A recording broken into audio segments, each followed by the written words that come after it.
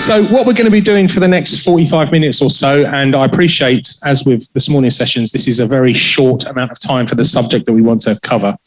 But, you know, we have people online that we are looking to inspire and engage with in the area of justice and transformation, and where calling falls into this. So this is all about what calling is and what it looks like. So we're going to be asking a few questions, and I'm really going to just ask some questions of you three and just then let you go into some crazy discussion and see where it goes. Before we do that, though, just so that people know a bit more about you all, I have one question, and Lucy, you're going to answer it first. Mm-hmm. How would your closest friends and family describe you? Hopefully energetic and friendly and quite warm-hearted. Probably a little bit perfectionist at times as well, but hopefully I channel that into the right things. Excellent. I feel like we know you a bit better already. Nigel, how would your closest friends and family describe you? They'd say I hate this sort of question. I don't know, passionate, driven, curious, I think. A bit of a jack of all trades. That's why I love the job. Fingers in all sorts of pies. Fantastic. And Harry, although I think we know you already by now. Do you run? Yeah, exactly. They'd probably say very weirdly happy all the time. And I guess I like the word curious. Like, I like to really find out things, and also love a good debate, of course. Absolutely. You know. So would they describe you as a lycra wearing, light roast coffee drinking rebel rouser? I think you've just done my pitch for me right there. There you go. Yes. Excellent. You can see what kind of morning it's been, Nigel. It's been fun. Right. So what does it mean to be called? What does calling mean? It's a nice, light, easy question like the ones this morning. But that's where I want to start. What does calling mean? Who'd like to go first? Maybe I can start by saying what I used to think a calling was. So when I was young as a Christian, kind of thinking about career decisions, I thought career was the answer, and a calling was a job that you chose, and that was kind of the full stop. And I felt a lot of pressure, therefore, early on to decide a career that was godly or something. And now I think there are definitely lots of different ways that people could be called, and a career might be part of that, but it certainly might be something else as well. Yeah. Nigel. Yeah, I think that God calls us all to participate in this amazing mission, his redemptive work in the world. As Paul says in Corinthians, entrusting a message of reconciliation to us. It's like that. There's a verse in Ephesians that says, we are God's handiwork, created in Christ Jesus to do good works, which God has prepared in advance for us to do. And I think it's really finding those works. That work, I'm not a Greek scholar, but that word handiwork is poema. It's the same word we get poem. It's not that we're rolled off an assembly line. It's that we're all sort of individually this extraordinary sort of masterpiece that God has created. And my calling isn't to be Danielle Strickland. I could never be Danielle Strickland. I could never be Desmond Tutu or Mother Teresa or whoever your sort of, your hero is in the Christian faith. I believe my calling is to be the Nigel Harris he created me to be. I'm far from that. I've got a long way to go, but there's a distinct set of, for each of us, there's an individual call and an individual set of, good works, which God has prepared in advance for us to do. It's an amazing verse. Yeah, very good. Harry. Yeah, I think the not focusing it on a job role or a specific place or a specific vocation is quite important, because I feel like, even if we look at Jesus was, he was a carpenter, wasn't he? But would we say that was his calling to sort of fix stuff? That. Yeah, like fix, like would we say, oh yeah, like Jesus came here? No, he had a much wider and bigger calling to redeem church, well, to redeem us and humanity. And so, and I think ultimately that's where our ultimate calling sits. And I think there are ways which God equips us to be able to fulfill that and to fulfill his work and to be his hands and his feet and to have his kingdom come. So I think whilst again, him being trained as someone who is able to do that, him being a worksman shows that work is important, and obviously shows that, we do have to have some form of vocation, like we do have to work to some degree. And however that work looks, it doesn't necessarily have to be a job necessarily, but there is a certain level of work. It talks about that in Genesis in terms of us being able to work. But I think making sure that we understand that like it's not a job role or like a specific place. Because I think, if I'm honest, I think that itself has come from the world where it's like, oh, you have one purpose and there's one dream job and there's one, like I have a whole thing about dream jobs, but we have one place that you need to be. I think we can sometimes mix that with, okay, great, that means my calling. That means, okay, great, like I have a very specific thing to, but actually it could be much wider than that. At lunchtime, we were even talking about, there's some people who are literally just called to finance things. And so they're called to finance the church. They're called to finance different things. That in itself is a much wider calling. There's many ways that you can fulfill that.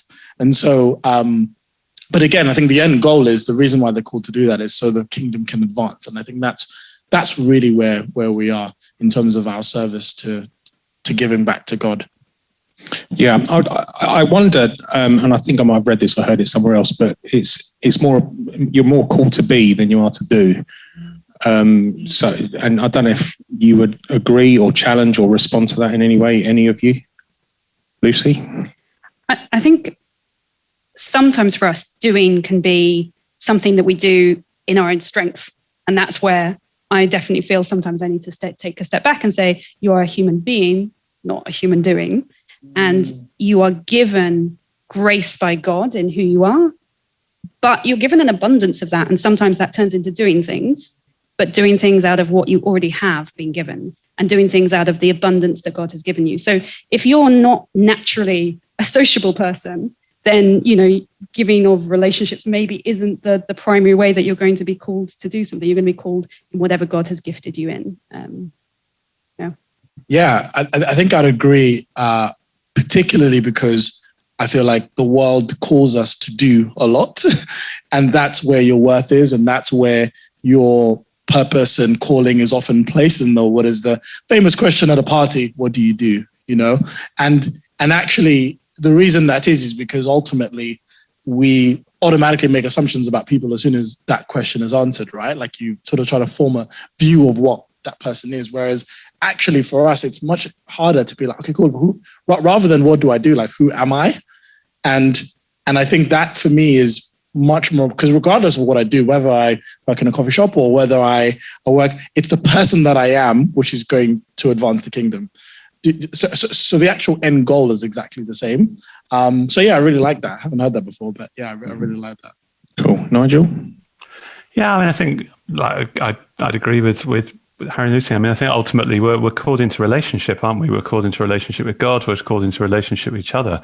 You know, that's ultimately at the heart of the gospel, and it's that sort of being in relationship, and then you know, working that out in terms of our lives, that I think is the core calling that we're talking about. So we've kind of established that a calling isn't necessarily a specific vocation or a specific job. And we have an audience today of people who have, I'm assuming they've come to this because the title Rise Again is something that resonated with them, and that there's a desire to see justice, to be used in terms of transformation. And I'm also assuming that the backgrounds of those people that are watching today will be very, very different. And so with that in mind, backgrounds, vocation, jobs, and so on and so forth, how do you identify your calling? So I think there's a really nice sort of analogy from sport. If you're doing surfing or something and you hit the sweet spot of a wave, or you're windsurfing and you're right in the wind, you kind of know when you get that moment that says, I hit the ball right in the center of the net, or I really was with the strength of God behind me. I find that playing golf probably about one shot in 150. I'm not very sporty, so I know that's probably not my calling to athleticism. But there are things I do where I think that I enjoyed it, I felt good at it, and God used it, and he was pushing behind me. I was with the wind. And to me, that's when you know you're in something that you're being called to do and equipped to do, because you're not called to do something that God doesn't help you with. You are equipped and then called, and then sometimes nudged a little bit further than you were expecting. And I think that's a really powerful, intuitive feeling that could be in a whole range of different parts of your life. Very good. Nigel, you were going to say something. Well, yeah, people. Just to echo that. I mean, people talk, don't they, about it's where your passion and your experience and your skills meet the opportunity or the need that's out there. I do think it's different for all of us. I think often we're called to be where we are, to be that witness, to be that message of reconciliation. When I was growing, this is going to age me terribly, Andy. I mean, I don't know whether it's so true now, but when I was growing up as a Christian, people would use this terrible phrase of sort of full-time Christian ministry. And I'd really want to sort of push back on that. The minute we commit to Jesus, the minute we make that commitment, we're all in full-time Christian ministry. We're all called there. And there's no sort of hierarchy here. We're in full-time Christian ministry, whether we're accountants, whether we're taxi drivers, whether we're footballers, whether we're professional surfers, as well as whether we happen to be sort of, NGO workers or pastors or whatever. It's a lovely, I hate to push another organisation here, but if you look at LICC, London Institute for Contemporary Christianity, and Mark Green have done some brilliant stuff on this. And there's a great, I just quote from their website, they have a lovely phrase here. They say, we have a dream that every Christian will go out into their bit of God's world, confident that God can work through them, that Jesus is good news for the people they meet, good news for the things they do, good news for the organisations they engage in. And, minister in God's love and justice in the vocation that God's called to, whatever that may be, I think, and really rejoicing in that. So that's, I think, the broad piece, happy to talk about what it looks like personally and how it's played out. If you want to do it, go there, but should go to Harry next, probably. Yeah, I think I'll just echo everything everyone said. Like, it's so important for us to just remember, like, just how the central calling actually starts to outwork in your own individual life. And I do agree with the sort of sweet spot, and some people have used the phrase, well, if you would do something for free, for example, if there's anything that you do for free, then that's probably your calling. So the thing you enjoy, again, like, everyone's different. I found out that sort of public policy, government, social issues, I found that out in a debate, debate club when I was 15 years old, because I just really enjoyed that. And I was like, wow, I really enjoy this. And I had to make a choice between, I was playing basketball quite seriously as well as this. And I realized, I was like, well, I don't really want to wake up and practice every day. So I realized that was my nudge to be like, oh, I don't know if I want, like, and I had a friend who was so passionate about it, was so passionate about basketball. I was like, oh, maybe not, maybe that's not quite it. And so, but yeah, I think that you find it out in different ways, but at the same time, there is that natural God. And for me, this is the Holy Spirit who then, again, because we have intuition, we have this natural compass inside of us that says that you're in the right place. And and I think being able to, first of all, ask God for that, I think that's really important, to say, hey, God, like, what about this? But yeah, I think that's really important. And I actually think that's quite releasing, because there's a huge pressure, especially if you're 16 years old and you're like, oh my gosh, I have to choose my A-levels, and oh my gosh, I have to choose my degree. If you want to go, I need to do an apprenticeship. And it's like, there's so much pressure to find like what your thing is. And actually, how releasing is it, I guess, for us, where we've got this natural compass inside of us that says, look, the ultimate calling is to advance God's kingdom, and God's equipped you and given you the skills to be able to do that. And again, that can range. I love what Nigel said. That can range from absolutely anything. So whether that's when you're a footballer, you work in a coffee shop, whether that's also like you stay at home and look after the house, those are all credible and equal callings in the place of God. And so I feel like that's incredibly releasing for me, because then there's no pressure for me to be like, oh my gosh, the next job, what am I going to do? Where am I going to go? Because I think there is just this huge pressure from society, which is, oh, you have to find your dream job. That's, you're going to wake up every single day and you're going to want to go. And, for some reason now it's like, I don't know, like a traveling blogger or something like that, like a food blogger. I feel like it's their like dream job, but influencers. Yeah, 100%. So I think, and knowing some people who are in those positions, it's not easy and they don't always enjoy it. And there's this external, image of, oh, this is perfect. And I think it's far from it. Let me put it that way. I think we just need a real dose of reality sometimes about that. So Nigel, you hinted that you would be able to share how it's played out for you in your own life. Yeah, I mean, I think there's been two. I mean, I wouldn't. I can't claim that every day I wake up with that tremendous sense of this is what God's saying next. But I think there have been, 2 or 3 times in my life that have been really quite striking in terms of calling. When I first left university, I went into the city, into investment banking. I wanted to sort of test my faith really in that very commercial world. But always with the sense I was going to do something else. And I was, rather to my shock, actually, and so we're in a confessional here, aren't we? I sort of turned out to be a reasonably good investment banker. I'm not sure what you think about that, but anyway, I was, and it worked well. And I stayed probably a lot longer than I thought. But towards the end of that time, I really began to sense a nudge from God in all sorts of ways about, look, there's something else here, and you need to think about moving on. Not it's wrong to be a banker, just absolutely God calls bankers just as much as anything else, he was saying earlier, but just for me personally, there's something else here. But it was difficult, I was locked in all sorts of ways. I built these amazing sort of trading teams, all these young guys around me. Obviously, financially, it was pretty lucrative. I was locked into all kinds of very long-term deals. And I began to really sort of think about it, pray it through, talk to my wife, obviously, talk to my minister, and I began to talk to my boss as well about it. What does exit look like? Can I do this? And then one day we were all sitting there on the trading floor, and my boss, who was, pretty big wig within the entire bank, on the main board, called about 5 or 6 of us into his room, and said, well, all sort of most senior directors in the division. I was sort of in my mid-30s, and I remember this. It was 20 years ago, like it was yesterday. So about 6 of us in the room, and he said, well, guys, this is a bit of a shock for you all. In an hour, you're going to read on the screens that we're selling the bank. We're breaking it up, and we're selling the banking business to one of the big Americans. You will see this publicly. It's going to be out on the news feeds and the newswires in an hour. You've got an hour to tell your team this. Welcome to investment banking. You've got an hour to tell your team. Probably there'll be quite a few redundancies and all sorts of things here. Please go out and tell your teams now, and it'll be public in an hour. But Nigel, can you stay behind?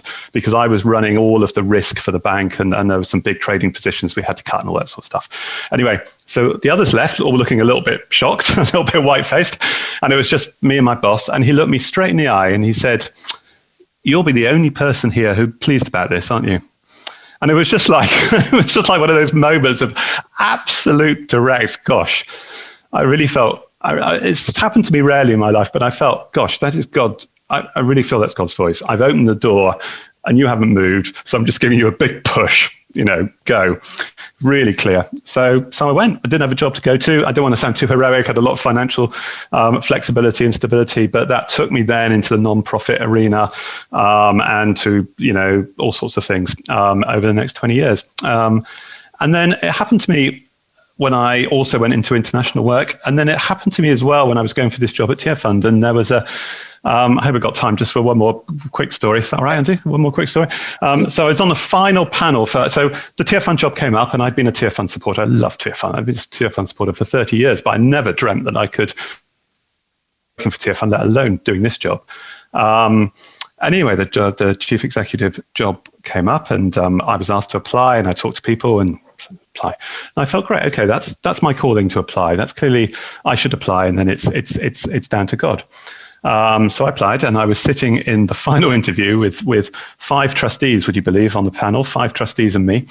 One of them picked up my CV and they said, interesting CV, Nigel, which I think was a very polite way of saying, your CV looks like it's all over the place. Tell me a little, because I'd done banking and I'd done charity work and I'd worked in government. And then so I was like, tell us how this sort of fits, this job at Tearfund. And I sort of was anticipating at one level that question, but at another level, I sort of went through, so I was a banker, and that was all about obviously finance and being able to be financially literate and read P&Ls, etc. But it's really about risk management, and how we manage risk, massively relevant in a different way for Tearfund. I'd done a huge amount of work on charitable impact in that next job I took. I'd worked for Save the Children strategically on some of their global stuff. I'd worked in a much smaller NGO, doing, very much sort of community development work in East Africa, done a lot of work with communities. And you could see all the bits falling into place in that interview. And I thought, oh gosh, there is logic to this. And I think sometimes that's how guidance and vocation work. When we're going along and we look through the windscreen and the windscreen's a bit messy and we're not entirely sure where we're going, but we sense God's calling us. And then you look in the rear view mirror and then you think, oh yeah, that's what it was about. Oh yeah. Sounds like a bit of a cutthroat business, the sort of financial business. Oh well, it had some wonderful moments as well, but that was just a particularly extraordinary moment in my life, I have to say. Thank you for that, Lucy. Similar question for you in terms of your kind of what it's been like for you personally. Well, I work in an investment bank, but I don't feel that was my calling, although I like it and I'm reasonably good at it. I think probably it's really encouraging to hear Nigel speak in this way, because I've probably only felt called really once, apart from when I first became Christian, which was major in my life. But I really felt called to a place.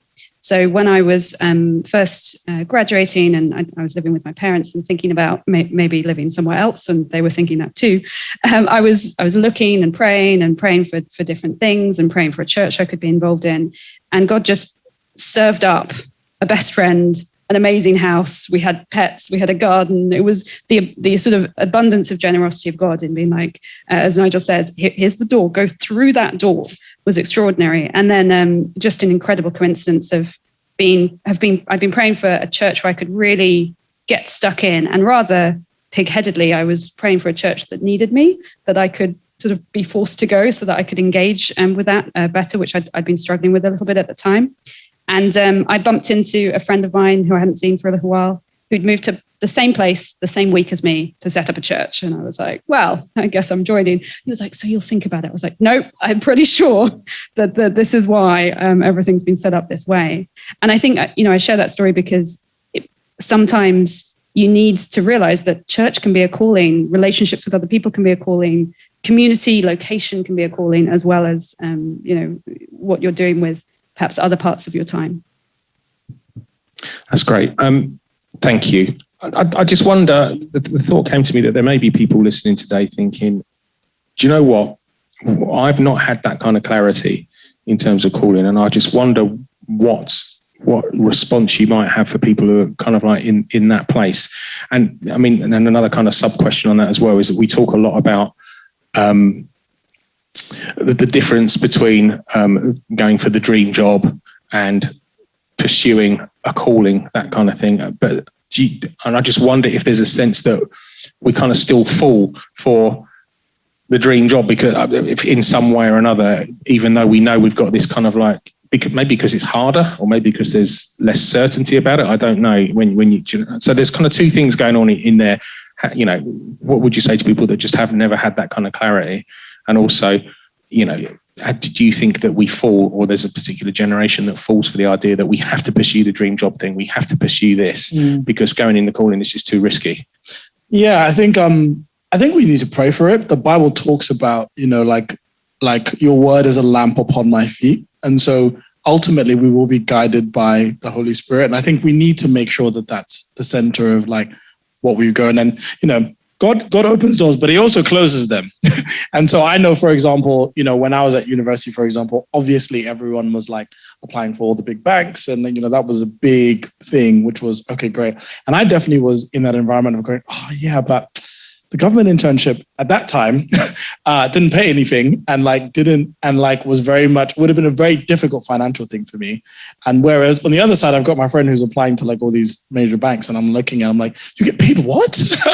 And I was just thinking about all the trainers and stuff that I buy there. And so I remember we opened the laptop at the same time and I just didn't apply. It just didn't happen. And so, and I don't know why, because I just should have, but it just didn't happen. And I always tell that story because he will open doors and he will close them. I'm still to this day,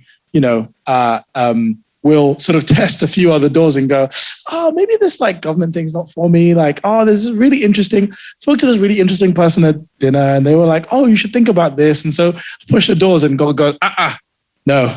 Like, and so I think that's really important. I think the reason I talk about the dream job stuff is because I think it just puts an incredible amount of pressure on us to figure it out very quickly and know what we want to do, when we want to do it. And it has this very fantasized view of what work is.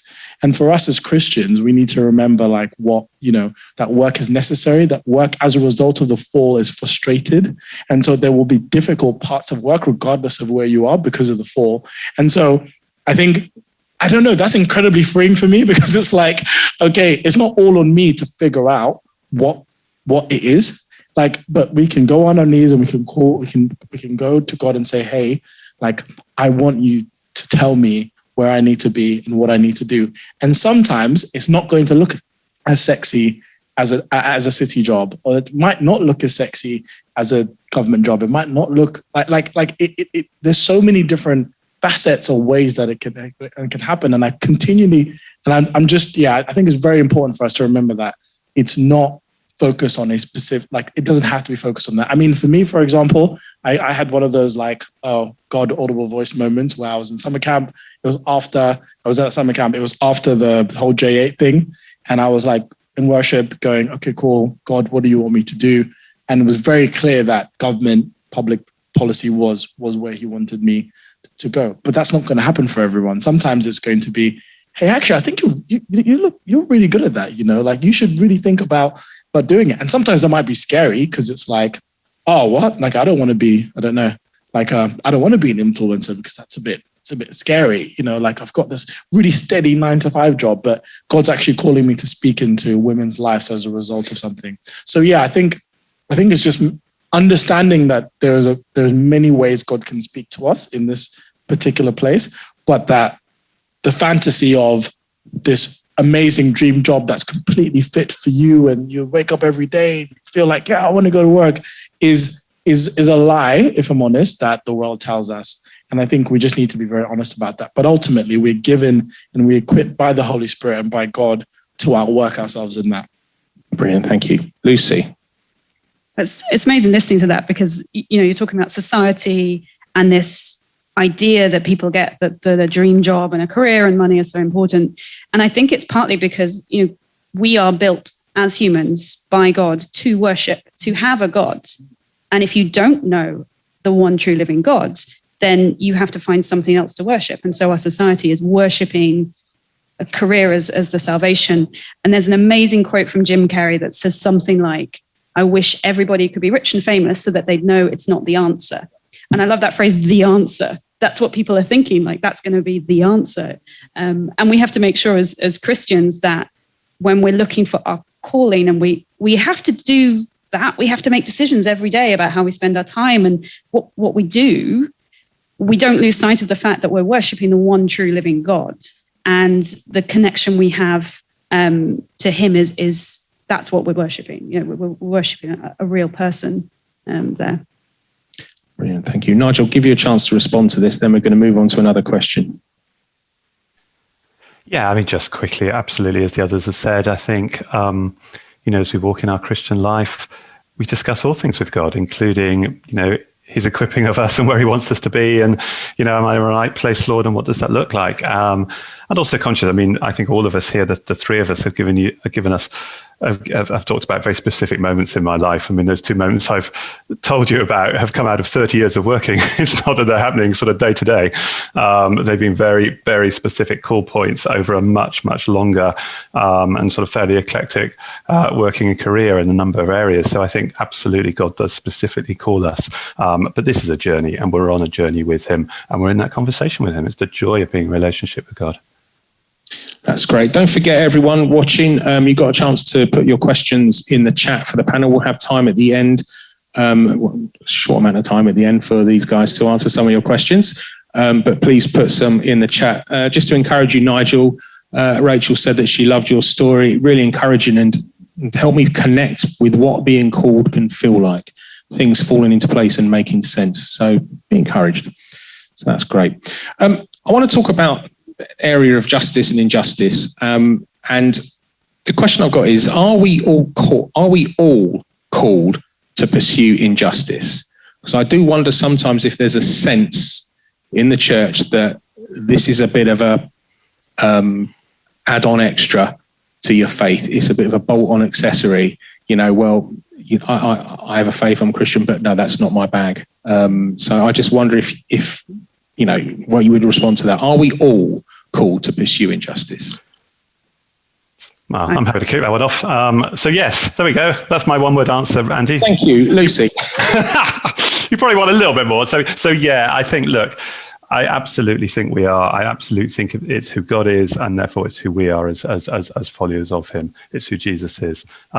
There's a brilliant quote. There's a guy who was Tearfund's international president for many years called Rene Padilla, who Tearfund has something called a theology of mission, would you believe, guys? Because that's who we are.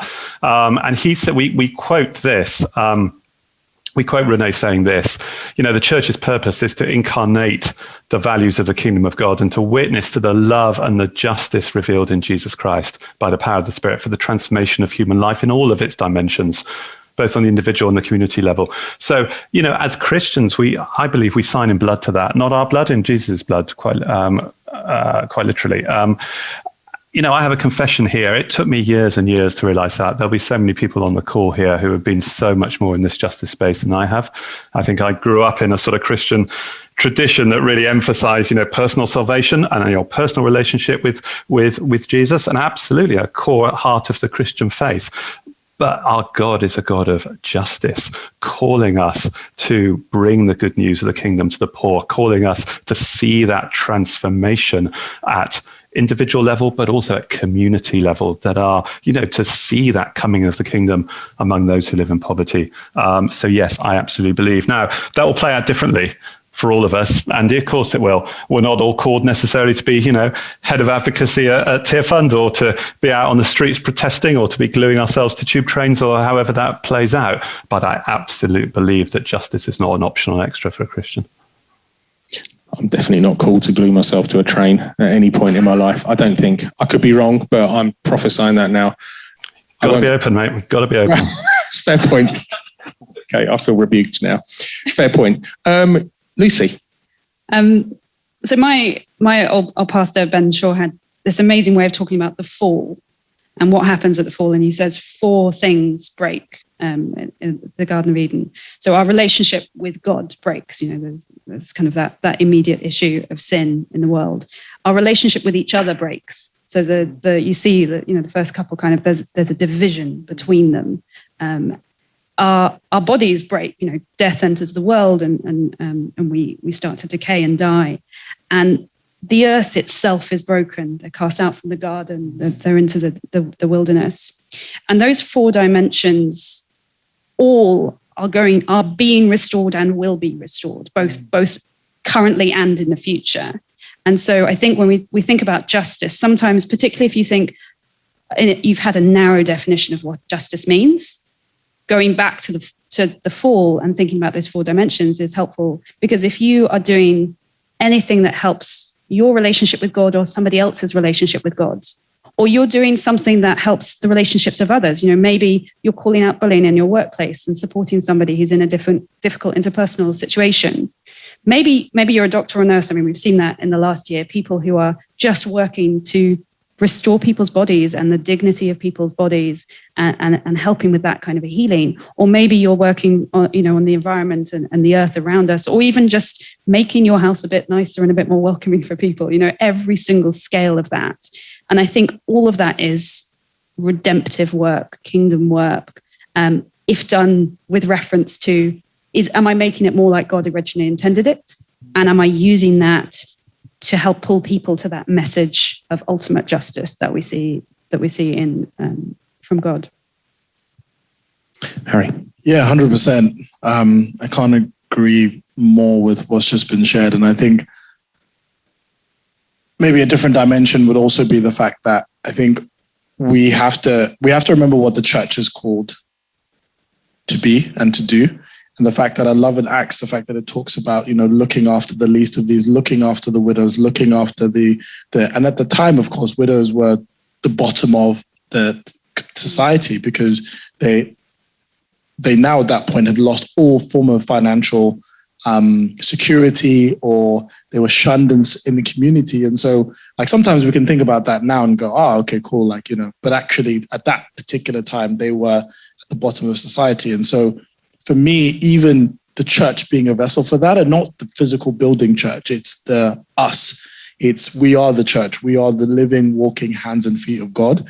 And so I think we have in the past been very focused, as Nigel said, on what salvation and the gospel has done for us personally, but not understood how much more the fact that we have to take what we've been given and give it out. And it has to be this continual emptying, which is why we're vessels. It's a continual emptying of what we've been given, which is why sacrificially, again, from a financial perspective, that's why we give sacrificially, because we've already received with our time. That's why we receive so much time. The fact that I can close my eyes and speak to God right there and then is for me is huge. And so for me, just a very practical example of speaking to colleagues about some of the difficult things that they have at home, and being open to that and being available at that point. The only reason we're able to do that is because we're strengthened by our own time with God. And so, I think it's a hugely integral part of it. And I think, like I said earlier, it's not sort of going against injustice for the sake of it. We have a real motivation. It's not a sort of feel good thing of, oh, great, look what I've been able to do. It's actually because we've been redeemed ourselves and we've seen, something which we've completely deserved, but was redeemed by the death of Christ. Yeah. For me, really then empowers me to be able to do it. And so, and I mean, Matthew talks about, of course, not leaving your light under a lampshade, like that. That for me is, again, not just focusing completely on ourselves, but there's an outworking of it. That's why the Pharisees were so bewildered by, oh, okay, great, love God as you love yourself, and love their neighbor as you love thyself. And obviously, the next question was, oh, who's my neighbor? And so it's as if there's this. It's such an integral part of who we are because that's how God outworks his plan, is through us. I think it's, and I think, and don't get me wrong, I think there are definitely stages of our Christian life where we have to go through and actually be strengthened first before we go out. And I think it's important to recognize that this is not all in your own strength of, okay, great. Oh, that means I have to do 10,000 different things. It's like, no. Actually, you're doing it as a reaction of what you've already received.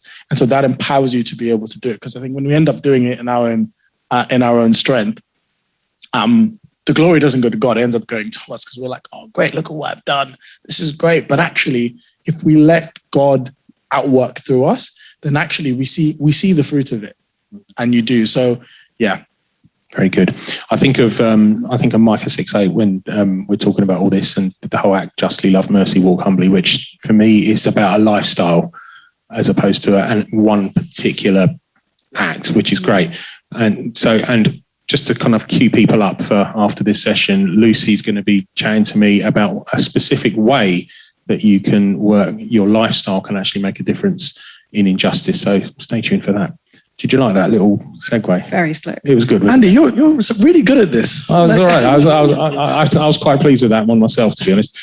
Thank you for your comments, everyone. So helpful to hear your various experiences of calling, inspirational and so wise. I love that making my house welcoming can be a calling. So that's good. And we have a question from Mary, and we're very possibly going to finish with this. Do you have any examples of pursuing a calling or working for justice outside of your everyday job? And how have you balanced those different time commitments? That's a really good question. Who would like to go first? I can go first because I feel like I've just done that my whole life, which has not been very, it's not been very, it is really difficult because you have something that you're really passionate about. You're like, oh my gosh, this is really, I actually think just being super organized, of course, is just really, really important. I think one of the things that I learned very early on is I didn't do it the right way, whereas these sort of outside passions would actually have an impact on my work, and I wasn't honoring the job. I wasn't honoring what I was getting paid. And I think, I think that's really important to make sure that, the word literally talks about work as if you're working unto the Lord. And so I really had to recognize and understand that, okay, cool. No, actually, there is an integrity here that I need to have, which means during this time, this is what I'm focused on, and I'm here 100%. I think that's really important. But yeah, I think being able to be honest with the people that you're working with and just being like, hey, like, I'm really sorry, but I can't do something at 11 a.m. during the day. And again, that could be with anything. That could be with serving in church. That could be with so many different other instances. I know that's something that, I at some point struggled with, which is, do I need to go off and be a minister? Like, I'm sure other people might have done that. And just to say that, not all of us need to be working for church. Like, it is perfectly fine to be a Christian. We talked about this in the break. It is important for us as Christians to be in the world and working in the world, because the majority of people who need to receive the gospel are not in the four walls of the church. However, there are some, of course, but the majority of them are actually in the world. So, I think, and without using the word side hustle, I think it's important to make sure that those projects or those things that we do outside, which would definitely, are important. There just needs to be, you need to be very honest and just very open and just as integrous as we are with many other things. I think that's your next book, my ministerial side hustles by Harry Finder. I like that. Nigel, your response to that question. Yeah, I mean, all challenging, of course, on time as all of us, but I'd really encourage, and particularly as whatever we do, if we can, just to spend time personally with people who are more marginalized, more disadvantaged. I mean, one of the things that I did, when I first left the city job 20 years ago, and I was able to take some time out, I did a little bit of volunteering locally. And one of the things I got involved with was a Christian group who were just sort of redistributing sort of furniture and working with sort of marginalized communities in and around. And this was Southwest London, these other sort of, so-called smart areas of sort of, Battersea and Putney and over the river into Chelsea.